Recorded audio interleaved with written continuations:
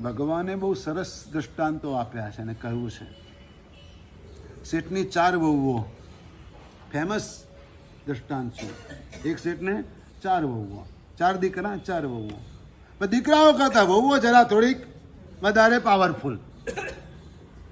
Power એમનો ચાલે હોય, કોકનામાં એવી ગટ્સ હોય કે આખો પરિવાર સંભાળતા હોય, હા, બધું સંભાળે, આખા ઘરનો વહીવટી બેને સંભાળતા હોય, એટલી એની આવડત હોય. શેઠે વિચાર કર્યો આ 4માંથી મારે કોને કયો ડિપાર્ટમેન્ટ આપવો. હવે મારી ઉંમર થઈ, હવે આ જવાબદારીથી મારે મુક્ત થવું છે, એટલે શાંતિથી સુખેથી જીવવું છે.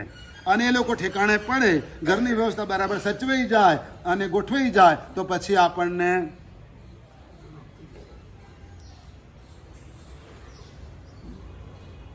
વસિયતનામું કરી જ લેજો તો શાંતિ થશે. પાછળવાળાને પણ શાંતિ નહીં થાય. નક્કી જ છે, જવાનું જ છે, ચિંતા ના કરશો. એને એમ કે આપણે તો ક્યાં જવાનું, આ થોડી હજુ થઈ ગયો ટાઈમ, તો હેરાન થશો, પસ્તાશો. અને પાછળવાળા એ પસ્તાશે કે બાપા કંઈ કરી ના ગયા અને ઝઘડા ઘરમાં ઘાલતા ગયા એમ કહેશે. એટલે કરી જ લેવું સારું.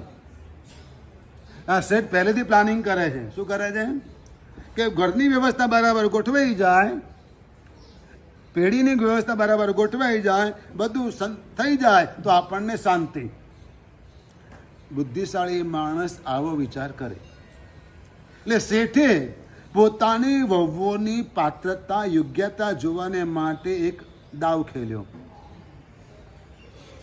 ખબર હતી વર્ષોથી ઘરમાં છે વહુ એટલે થોડી ઘણી ખબર તો હતી કે આનો સ્વભાવ કેવો છે, આને શું ગમે છે, આને બધી ખબર હતી. પણ છતાંય એક પરીક્ષા કરવી હતી શેઠને. એટલે શેઠે એક દિવસ વહુઓને બોલાવી, 4 વહુઓને બોલાવી અને ડાંગર આપી.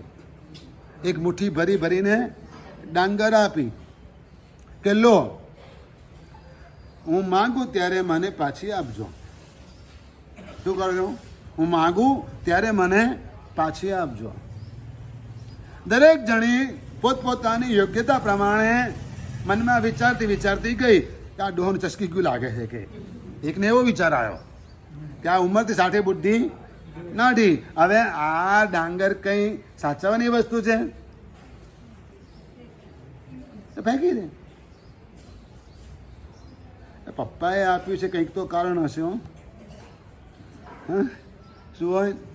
કંઈક હશે, મંત્રેલી કરેલી, કદાચ વિધિ કરેલી હશે, એટલે ખાઈ જવા દે. તો ફોલીને ખાઈ ગઈ ચોખા.